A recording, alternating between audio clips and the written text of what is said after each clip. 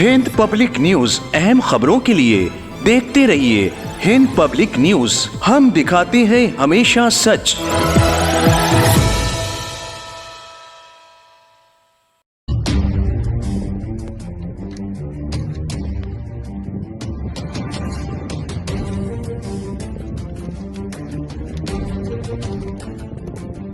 اللهم صل على محمد وآل محمد إليهم طيرا أبابيل لبيك يا صاحب الزمان إليهم طيرا أبابيل لبيك يا صاحب الزمان.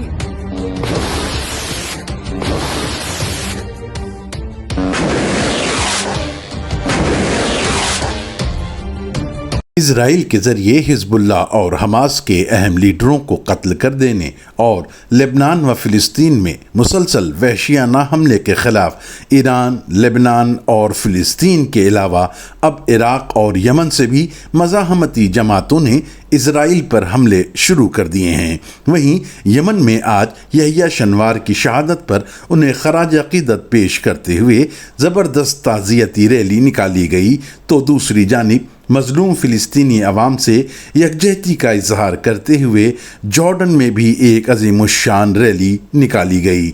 Germany में भी Israel के ज़रिए फ़िलिस्तीनी व लेबनानी अवाम के कत्लेआम के ख़िलाफ़ अवाम ने अवामी रैली निकाल कर लोगों ने अपना एहतजाज दर्ज करवाया।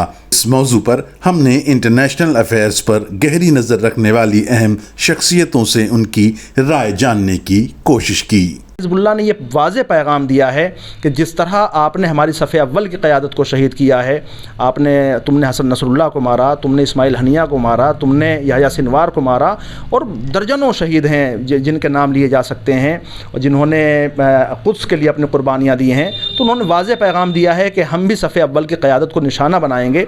और मेरा अपना मानना ये है कि जब तक कि इज़राइल के सफ़े अव्वल की क़यादत यानी नेतन्याहू, बिन गोयर जो उनके वज़रा हैं, जो उनके आर्मी चीफ़ हैं, इस तरह के लोगों को निशाना नहीं बनाया जाएगा, उस वक्त तक इस जंग की शिद्दत में कमी नहीं आएगी।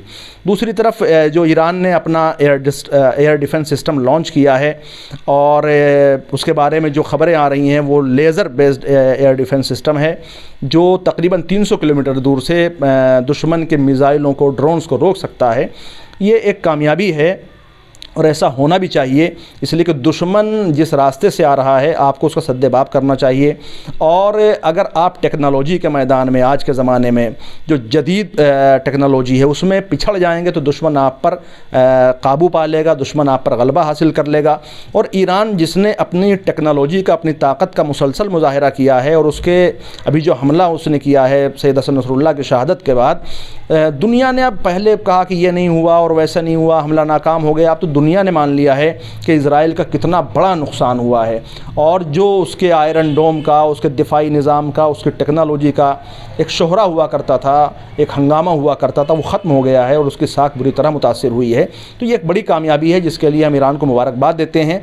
और मुझे नहीं लगता है कि इज़राइल में इतनी जुर्रत है कि वो ईरान पर हमला कर सकता है, इसलिए कि इज़राइल तो 7 अक्टूबर के बाद बिल्कुल तबाह हो चुका है, बर्बाद हो चुका है। उसके हीफ़ा जैसे शहर बिल्कुल ख़त्म हो चुके हैं। इज़राइली फ़ौज ने ख़ुद ये कहा है कि हमें शदीद फ़ौजी क़िल्लत का सामना है, IDF का बयान है। और उन्होंने ये कहा है कि हमारे हज़ारों फ़ौजी जो हैं नफसियाती मरीज़ हैं, जो रातों में चिल्लाते हैं हमास हमास और हिज़्बुल्लाह, उन्हें ख्वाब आते हैं उनके। जिस तरह एक ज़माने में जब शेनवान को सचिन तेंदुलकर ने मारा था क्रिकेट के मैदान में, तो वो ये कहता था कि मुझे रात में सचिन ख्वाब में आते हैं। तो जब एक बॉलर जिसको क्रिकेट के मैदान में शिकस्त दे दी जाए तो उसके ख्वाब में सचिन आते थे, तो मैदान जंग है, ये तो मैदान जंग है। तो उनके ख़ाम में हिज़्बुल्लाह आ रहा है, उनके ख़ाम में हमास आ रहे हैं। हसन नसरुल्लाह शहीद हो गए, उसके बावजूद उनका इतना दबदबा है, वो उनको खौफ है कि कहीं ज़िंदा ना हो। तो ये डरा हुआ दुश्मन है, ये बुज़दिल दुश्मन है। उसके बाद नेटो मैदान में है, इज़राइल तो लड़ ही नहीं रहा है, इज़राइल तो सामने है, उसका कंधा इस्तेमाल किया जा रहा है। जिस तरह यूक्रेन में हो रहा है, यूक्रेन नहीं लड़ रहा है, नेटो लड़ रहा है। तो नेटो अगर मैदान में आता है और ईरान पर हमले की कोशिश करता है तो ईरान ने वाज़े पैगाम दिया है कि हम खामोश नहीं बैठेंगे। जिस तरह उन्होंने कहा है कि अगर नेटो को या इज़राइल को कोई इलाकाई मुल्क अपनी सरहदी हदूद इस्तेमाल करने की इजाज़त देगा, एयर स्पेस की इजाज़त देगा, तो हम पहले उस पर हमला करेंगे। तो मुझे नहीं लगता है कि इलाके में किसी के अंदर इतनी हिम्मत है कि वो इज़राइल को या अमेरिका को अपने फ़ज़ाई हदूद इस्तेमाल करने की इजाज़त दे। देखिए, ये युद्ध तो दो देशों से इसका विस्तार हो ही गया है। लेबनान के ऊपर हमला हो गया है, यमन के ऊपर हुआ है, ईरान में हुआ है, तो 5 देश तो सीधे सीधे शामिल हैं।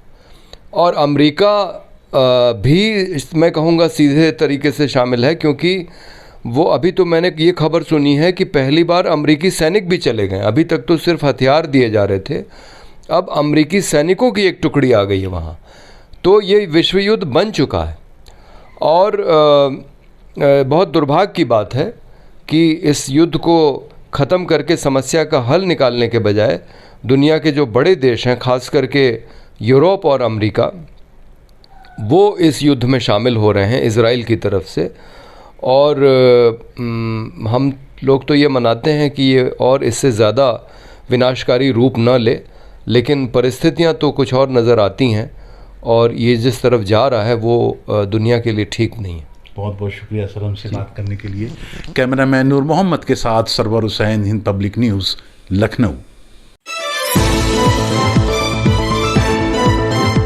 हिंद पब्लिक न्यूज अहम खबरों के लिए देखते रहिए हिंद पब्लिक न्यूज। हम दिखाते हैं हमेशा सच।